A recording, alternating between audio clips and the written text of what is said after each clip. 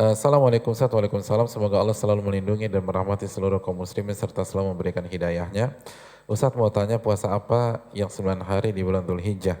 Afwan atas keterbatasan ilmu ana jazakallahu khairan wa iyyakum. Ya, yang pertama semua kita ilmunya terbatas ya. Semua kita ilmunya terbatas dan Allah mengatakan wa ma utitu minal ilmi illa qalila. Kalian nggak diberikan ilmu kecuali sedikit, bahkan bukan terbatas, sedikit. Semuanya, apalagi yang berbicara pada detik ini, ilmunya sangat amat sedikit. Dan yang kedua jangan malu untuk nanya walaupun pertanyaannya nggak dianggap nggak bermutu. Dan saya juga agak bingung, mutu itu standarnya apa? Kata Imam Malik, tidak ada ilmu yang bersumber dari Al-Quran dan Sunnah yang remeh. Nggak ada satupun yang lemah. Semuanya berat, kata Imam Malik. Semuanya berkelas, kata Imam Malik. Adapun puasa pada 9 hari di bulan Dzul Hijjah adalah puasa sunnah. Puasa sunnah di 9 hari pertama di bulan Dzul Hijjah. Yang bisa puasa 9 hari itu afdal dan ini pandangan jumhur para ulama. Mayoritas para ulama mensunahkan puasa 9 hari pertama di bulan Dzul Hijjah dari tanggal 1 sampai tanggal 9 yang bisa. Yang nggak bisa 8 hari, yang nggak bisa 7 hari, yang nggak bisa 6 hari. Nggak bisa 1 hari lah. Dan yang menjadi prime time adalah tanggal 9. Yukafiru sanatal madhi wal baqiyah. Itu menghapus dosa setahun ke belakang dan setahun ke depan. Itu luar biasa. Jadi gue udah bisa buat dosa lagi nih Pak Ustadz. Jangan. Jadi sekali lagi nggak ada yang jamin kalau pas kita berdosa lalu kita meninggal dan akhirnya su'ul khatimah. Dan yang dimaksud 1 tahun ke depan kata sebagian para ulama adalah dosa-dosa kecil dan meminimkan dosa-dosa besar. Jadi ini yang perlu kita camkan dan dalilnya kita tahu dalam hadis Abu Daud ya. Bahwa Nabi berpuasa di 9 hari pertama di bulan Dzul Hijjah dan dalil-dalil yang lain. Allah Ta'ala bisa.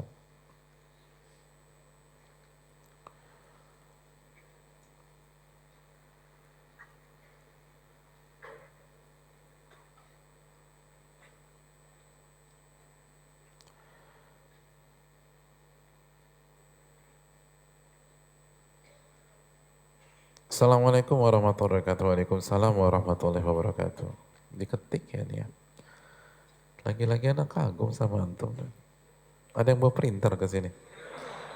Alhamdulillah saya sekarang sedang ta'aruf dengan seorang akhwat, insya Allah agama dan akhlaknya baik. Umur saya 23 tahun, sudah bekerja, saya ingin melamar akhwat tersebut. Tapi akhwat tersebut menunda waktu sampai 3 tahun karena alasan belum siap. Umur akhwat tersebut baru 20 tahun.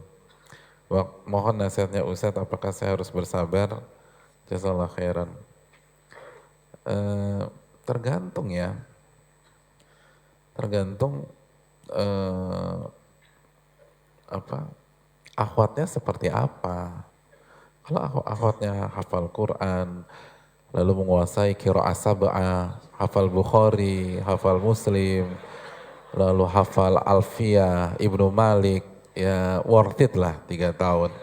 Ya, susah nyari akhwat begitu susah. Apalagi cantik gitu, susah, kaya gitu lah. Ya, rumahnya cuma 200 meter dari Blok M Square, oh kan. Udah tunggu aja udah tunggu gitu. Kalau antum bisa tunggu, kalau nggak berzina gitu loh. Makanya nggak bisa begini hadirin. Nikah itu kan masuk bab akad, masuk bab akad. Tapi akad yang tertinggi dalam ilmu fikih. Yang namanya akad kan semuanya dinamis, semuanya subjektif, nggak bisa dipukul rata, harus dilihat dulu layak apa enggak gitu loh. Itu yang pertama. Yang kedua, jangan menutup apa yang Allah buka di depan kita. Artinya pintu yang masih terbuka nggak usah kita tutup. Jadi ya kalau memang antum merasa struck, toh juga dia nggak bisa dinikahi selama 3 tahun ini, ya udah kan belum ada lamaran, terus belum ada apapun, ya udah kan dia bebas, kita bebas. Kalau ada yang lebih baik, kenapa enggak gitu loh. Wallahu ta'ala bishawab.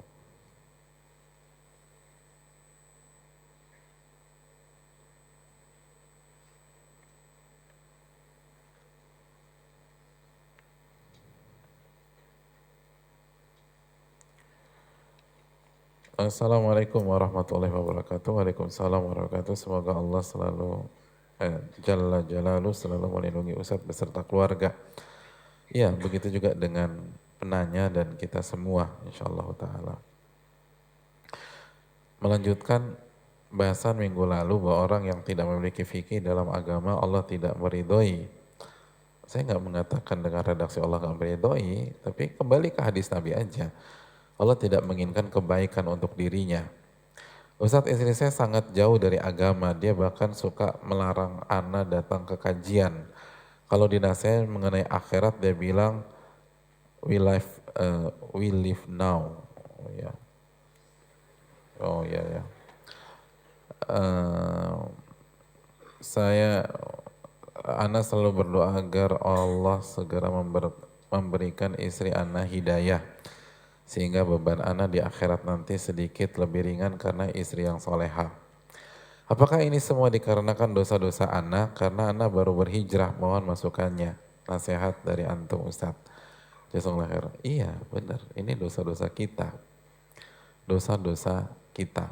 Wa ma asabakum min musibatin fabima kasabat aydikum. Apapun yang menimpa kalian itu karena dosa-dosa atau perbuatan tangan kalian. Jadi perbanyak istighfar dan taubat. Dan yang kedua, ini kan juga baru hijrah.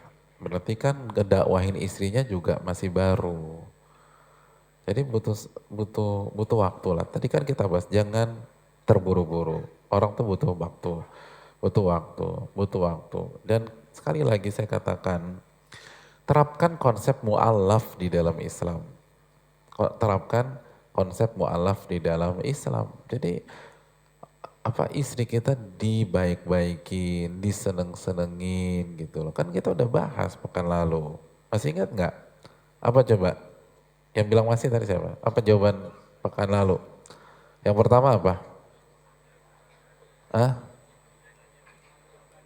kok ulang belanja? Aduh, gagal saya ini. Yang pertama doa, uang belanja. Doa, antum segitu traumanya terhadap uang belanja minggu lalu ya? Kan doa gitu loh. Kenapa? Istri antum nembak antum habis pulang dari sini? Doa. Terus habis doa apa? Hah? Apa doa? Habis doa apa? Jadi kita tuh doa, perbaiki hubungan dengan Allah. Terus sholatnya banyakin, wasta'inu bisabri wassalah. Baru setelah itu apa sih? Ada yang bisa ingetin kan? Hah? Apa? Pura-pura nggak tahu ya. Coba tanya ibu-ibu, apa berikutnya bu? Hah? Apa kata ibu-ibu? Hah? Ya ibu-ibu uang belanja lagi. Enggak ibu-ibu, enggak bapak-bapak. Tetap aja ke kajian. Terus habis di kajian diajak kemana, dibeliin sesuatu. Terus baru uang belanjanya ditambah gitu loh. Ditambah, uang belanja ditambah. Kalau 2 kali lipat nggak efektif, 3 kali lipat. 3 kali lipat tambah 4 kali lipat. Gitu. Setuju ibu-ibu? Alhamdulillah. Iya, iya. Iyalah. Kita kan pengen tahu masuk ke perempuan, nanya ke perempuan gitu loh. Iya kan. Jadi kalau ibu-ibu di sini udah muttafaqun alaih, insya Allah tuh bagus lah. Udah sahih, udah muttafaqun alaih.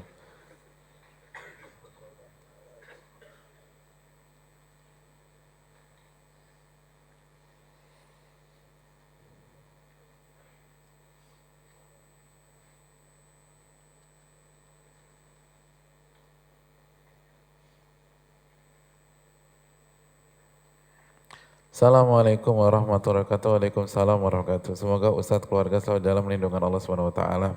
Amin wa iyyakum. Dan doakan jamaah juga dong. Semoga jamaahnya dan umat Islam semuanya dijaga oleh Allah. Amin ya rabbal alamin. Afan, kalau di luar tema, Ustadz urgent. Saya butuh nasihat antum. Saya sudah menikah, alhamdulillah. Dikaruni 2 anak, yang satu masih dalam kandungan usia 3 bulan. Ana dan istri mengharapkan anak perempuan, namun hasil USG anak laki-laki. Istri Ana kecewa dan menyalahkan Ana. Sebentar, antum jangan ketawa dulu, sebentar. Menyalahkan anak karena harusnya kita ikut program inseminasi. Istri Ana memang jauh sekali dari agama dan Ana baru saja berhijrah. Dia terus menyalahkan Ana dan tidak terima dengan karunia Allah. Ana sudah capai Ustadz. Karena Ana sudah tahu ke depannya dia akan terus menyalahkan Ana. Mohon nasihatnya Ustadz, jazakallahu khairan. Nah ini, kan tadi kita bilang jangan jadi generasi micin. Oh apa sih generasi apa tadi? Hah? Micin, micin. Kan dia udah bilang, beliau udah bilang, saya ini baru hijrah. Berarti kan baru. Kenapa udah capek? Masih baru nih. Masih baru. Terus Ana sudah tahu ke depannya dia akan terus menyalahkan Ana. Emangnya antum dapat wahyu? Kan kita nggak tahu ke depan. Loh ini nggak boleh loh ngomong begini. Wa indahu mafatihul ghaibi la ya'lamuha illahu. Itu kata Allah dalam surat Al-An'am ayat 59.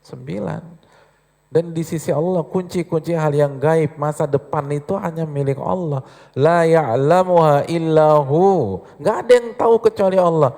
Ini antum mengklaim tahu masa depan. Gak bisa. Jadi gak boleh tuh kan. Jangankan istri antum. Antum aja masih salah nih. Dan bahaya loh ngomong begini. Saya udah tahu ke depan. Tahu dari mana. Gitu loh. Masa depan itu gaib.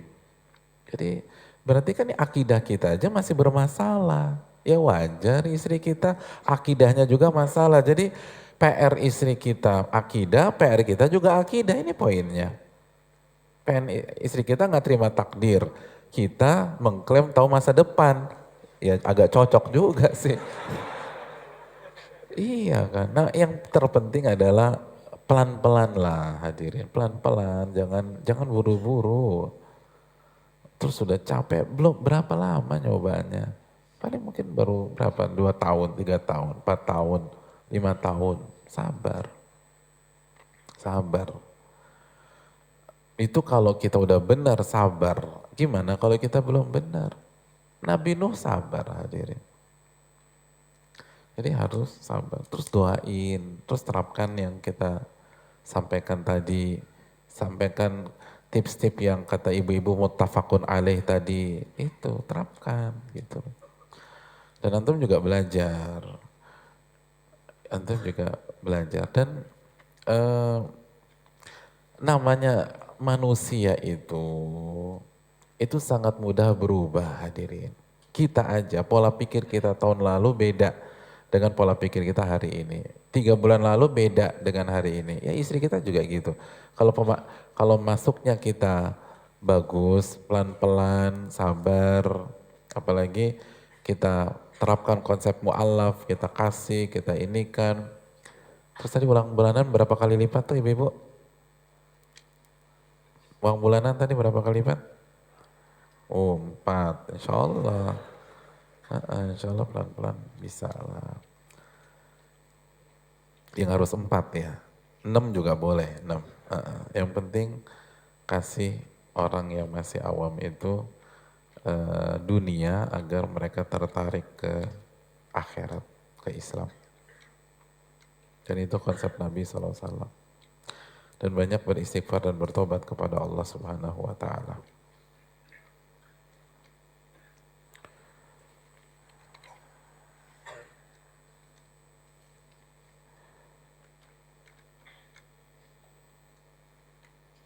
Kalau tidak ada kebaikan, jika Allah tidak menginginkan kebaikan dalam diri kita, sudah lama ikut kajian, padahal sudah lama ikut kajian, lalu apa yang harus dilakukan? Tadi kan 6 tadi. Jadi kita ulang lagi nih 6 kali tadi, yang 6 tadi diamalkan. Evaluasi keikhlasan, rasa takut ditingkatkan, terus berhias dengan adab ilmu, lalu punya apalagi tadi hadirin, harus sabar, pelan-pelan, terus punya cita-cita yang tinggi, terus lihat contoh dari para salafus saleh. Wallahu ta'ala alam.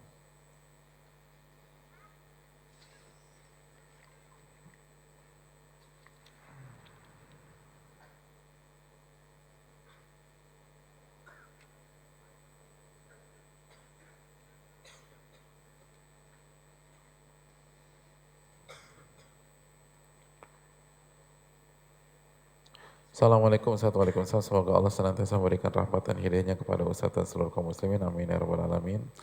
Begitu juga ada yang bertanya, Ustaz, ada salah satu keluarga saya yang sudah tua, beliau sakit kaki linu selama bertahun-tahun, hingga di bulan, subhanallah, ya, ya. Terus jadi pening hadirin.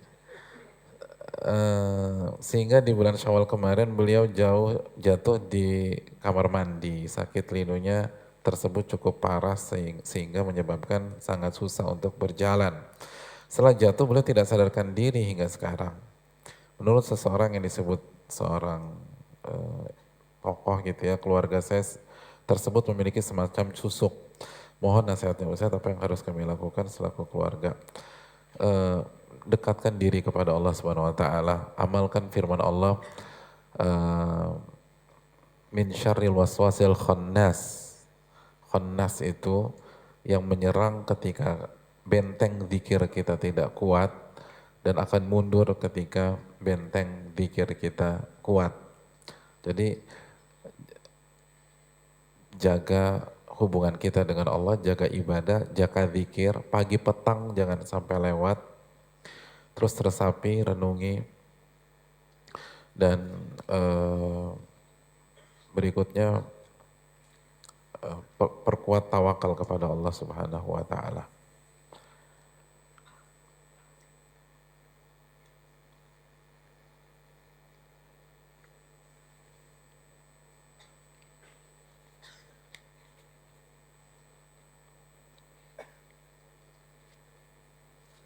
Ada pertanyaan?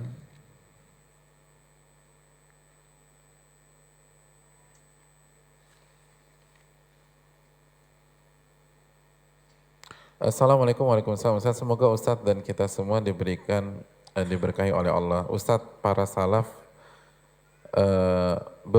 belajar sebentar langsung berubah, namun kita juga disuruh bersabar dalam belajar dan berubah. Bagaimana cara memahami hal ini Ustadz? Di satu sisi para salaf cepat perubahannya, namun kita juga disuruh bersabar dalam berubah. Ya, terima kasih. Yang pertama, berubah itu kan bukan berarti signifikan. 0,1% juga dikatakan berubah. Dan mereka yang mengajarkan kita untuk belajar dengan bertahap. Yang kedua, ikhlasnya beda hadirin. Kita harus, kalau kita pengen tahu rahasianya, antum harus baca kitabnya Ibnu Rajab, Fadlu Ilmi Salaf, keutamaan ilmunya para salaf dibanding para khalaf, generasi berikutnya. Salah satunya keikhlasannya beda. Keikhlasannya beda. Gak bisa disamakan. Wallahu ta'ala bisawab. Iya, pertanyaan yang lain. Assalamualaikum warahmatullahi wabarakatuh. Waalaikumsalam warahmatullahi wabarakatuh. Saya ingin mengerjakan ibadah haji. Apa nasihat Ustadz untuk saya? Ya, jazakallah khair atas pertanyaannya. Yang pertama, buka tabungan atau daftar haji sehingga bisa dapat nomor porsi dan bisa berangkat secepat mungkin. Dan ta'ajjalu ilal hajj, kata Nabi SAW, bersegeralah untuk mengerjakan ibadah haji. Yang kedua, yang terpenting itu setelah kita punya rizki, Yang sangat penting adalah pembimbing hadirin. Pastikan pembimbingnya sosok atau ustadz yang mengerti sunnah Nabi SAW dalam mengerjakan ibadah haji dan mengerti nilai, value, makna, hikmah dari amalan-amalan tersebut. Karena itu yang membedakan. Itu yang membedakan. Ya sama, kalau kita mau bicara pengobatan, bukan pertimbangan pertama bukan rumah sakitnya, tapi dokternya, iya nggak sih? Iya kan dokternya, baru ketika dokternya hanya di rumah sakit A, B, C, kita mau nggak mau akan ke sana. Itu pola pikir ilmiah, mau berobat, kita cari dokter bukan cari rumah sakit.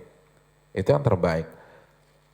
Kalau kita mau olahraga, pelatihnya siapa hadirin? Itu pelatih itu penting. Pelatihnya. Mau ngaji, ustadznya siapa? Sama, pola pikirnya demikian. Ustadznya siapa? Orang kalau mau foto-foto tuh fotografernya siapa? Kan begitu, bukan view-nya dulu, fotografernya siapa? Antum di rumah petakan, kalau fotografernya jago, itu keren tuh. Dan mahal harganya. Itu kan poinnya. Ya apalagi ini masalah akhirat begitu aja. Sebagian orang salah berpikir. Berpikir fasilitasnya apa? Bukan. Haji itu bukan fasilitas. Yang pertama ya, fasilitas boleh. Tapi yang pertama bukan itu. Tapi yang pertama siapa pembimbingnya. Karena itu yang akan mengeset dan mengatur perjalanan antum agar menjadi haji yang mabrur. Itu pola pikir ilmiah. Wallahu ta'ala bisawab. Iya, saya rasa cukup sampai di sini, sudah jam 9. Mohon maaf jika banyak pertanyaan yang nggak terjawab karena